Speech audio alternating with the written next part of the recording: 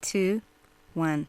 Jabu Shongwane there with Vuma Moya Wam, and before that Tamala Man singing Take Me to the King. Haven't played this particular one in a while. Trust that you enjoyed it as much as I did. The name is Bonolo Nkosi. I'm with you till 7 p.m. this evening. Now there has been a lot of different people taking on the mantle of contributing in one way or another to get our economy right. You know, you've got the UIF making calls out to companies to come on board and, lay the necessary claims for employers. We've got the different trusts, different business people in our country contributing. And then, of course, we have individuals like Sis Phumelelo Ndumo, who has decided that she needs to play her part as far as, contributing towards assisting where COVID-19 is concerned, right? And the whole thing reminded me of this wonderful scripture in James chapter 1, verse 27, says, religion that God our Father accepts as pure and faultless is this, to look after orphans and widows in their distress and to keep oneself from being polluted by the world. And that is a religion that God considers, right, as true religion. I know that there's a brand called that, so some people might get a bit carried away. But yes, that is what God considers true religion, and I'm glad to have on the line because I think that what she's chosen to take on certainly shows just that. How are you doing, Sis Phumelele? Hi, Bonolo. I would also like to greet your listeners. Thank you so much for giving us your time. The project to start the Mosque Initiative. What inspired it and how did it all come about? You know, Bonolo, when COVID-19 started and I saw in the news, you know, in a way, as South Africa, we are lucky because we are at the tail end in Africa as a continent. It started in China and, you know, Europe has been severely affected. The U.S. has been severely affected. So we watched these things before us. Yeah. And somehow I knew that, you know, it was also going to hit us. And when I heard that the first few cases, death cases from COVID, was somebody from Alexandra Township, you know, my worst fears were confirmed because I just understood that people who are in highly densified areas, overcrowded areas, are going to be most affected if this thing is airborne. And, you know, as an entrepreneur, there I went without even thinking this through and decided it's time I write to everyone I know and say, let us donate, let's do something. If we can just get face masks, for people to wear face masks to protect themselves. And I was also lucky that one of my friends said to me, Pumi, do you know that when TB started many years ago, people used to wear masks around their mouth to protect themselves and others. I didn't know that history, but for me it made sense that if COVID-19 is airborne, then we need to use masks around our mouths to protect ourselves. So I wrote to everyone to say, please let us donate. And I'm eternally grateful because we're able to raise 12,000 rand and some change. And we have used that money to buy a brand new industrial machine. One of the ladies that, you know, I go to church with, I'm eternally grateful to Ubusi because she said to me, Pumi, I can organize women in Alexandra to sew these masks. I didn't even know who was going to sew these masks. So she came in and organized. She happens to know the ladies in Alexandra who are part of a non-profit organization, Siyondla Umphakathi. There are 32 pensioners, and their role has been to feed the community there. Wow. But as we know, I mean, most of our mothers, they know how to sew anyway. And when she asked them, do you know how to sew? And guess what? 5 of them already have sewing machines, but they're small ones, just, home-based ones. Yes. So Busi said, Pumi, we must get, an industrial machine for them so that they can sew as many masks as possible. So we've used the 12,000 to buy an industrial sewing machine, and they will be assisting each other. We've bought fabric materials. We have, there's a perfectionist in me because I don't know much about sewing or about masks. So I bought masks from many different people, tried them on, and in that process, I believe that we have come up with masks that will be comfortable.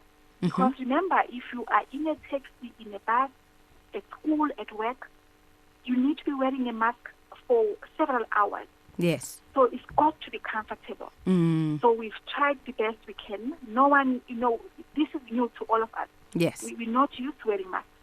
So it's going to irritate us. And that's why for us, comfort was critical. We tried to get, having tested different masks and different materials, we then, agreed on the materials that we believed were soft and easy on the skin. And most importantly, you can breathe.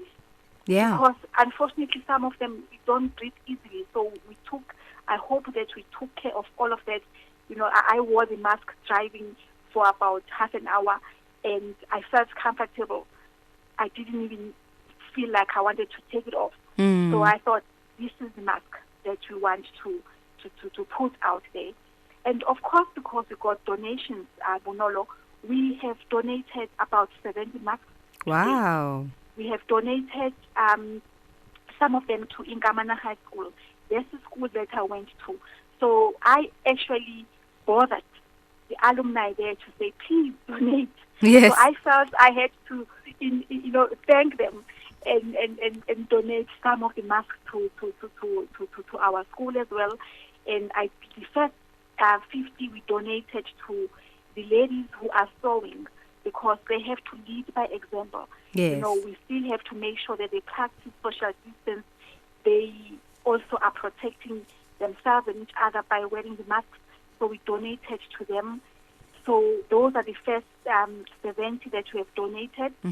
I am told there's an old age home in Alex, run from one of the churches there. There's about 40 pensioners who are staying in the old age home. So our next 40 will go to the old age home there. So, but, as you can understand, we cannot rely completely on donations. Absolutely. So as a result, we are selling the masks as well. Anyone who wants a mask, it could be for yourself, for your children, or you want to donate to others, we have the masks that you can buy from us, because we also need to give back to the pensioners something to them as well. We cannot continue to ask them to just sew the mask for us. For nothing. We are not able to give them anything. So it is for that purpose that we are also selling the masks to whoever is interested. And I can assure you they are comfortable, they are easy to use. That's another thing. You don't want a mask that keeps falling. Yes. You want to make sure that once you've put it on, it is secure. You don't have to, because again, the more you touch this mask, you are also risking infecting yourself and infecting others. Ideally, you should put it on and not touch it, especially the inside of the mask. You should not be touching it. And Bonolo, I will not be fair if I do not thank the old ladies in Alexandra, Mom Sylvia and her team, and also my team in my office, because I just have to rely on them to make sure that we have couriers. And unfortunately, couriers are not working from Alexandra. So we thank Turai as well, one of our friends in Batu, who said, Pumi, if they don't go to Alexandra, bring the masks to us, to me here. I'm going to pack them, and the courier can come and fetch them from us. So we've got the courier. If you order today, in the next 24 hours or so, you should have your mask with you. So and my staff are the ones that are really sitting with coordinating everything, taking orders and everything. So I'm also grateful to them for coming forward again, to assist in this regard. I was just thinking about the process, especially, during lockdown, to be able to get something like this off the ground.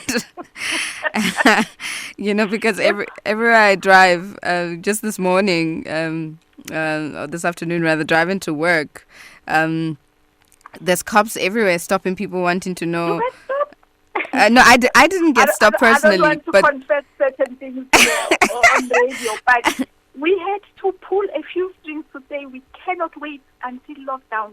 We need the sewing machine now. We need the fabric materials now. So yes, we had to make it happen. Yeah. Getting permits and all of that. We had to get permits. We had to do what had to be done because we had to have these masks. I'm also very concerned about, I'm hearing that the schools are opening on the 6th of May. And parents are nervous about, social distancing and so forth. So we could not wait for the lockdown to be, lifted, or we had to just do what needed to be done. So we got the permissions and we pulled a few strings, but we've got what we needed to have the masks sewn and ready for whoever is willing to buy. And, I will be eternally grateful to everyone who's listening to buy these masks from us so that we can support the project. Because, again, Alexandra is not just about overcrowding, but it's also high unemployment. Unfortunately, COVID-19, it's been proven that, the hotspots are those people in overcrowded areas. Sure. The elderly, people with existing illnesses such as diabetes, hypertension, and so forth. So that is why even in terms of our donations, we will try and, focus our donations to those people. We need to donate to the Alexandra Clinic as well. So I am really pleading to the listeners to please buy from us, because what we are charging you for the face mask, it is not all of it is going to the pensioners who are sewing the masks. Some of it is going to the free masks that we want to donate to the community. So please do buy from us. It doesn't matter where you are. A courier comes today in Batlu, and if you are in Durban, wherever you are, the next day you have your mask. So please do support our project. That's great. Where do people get a hold of you, Sis Pume? You caught me again.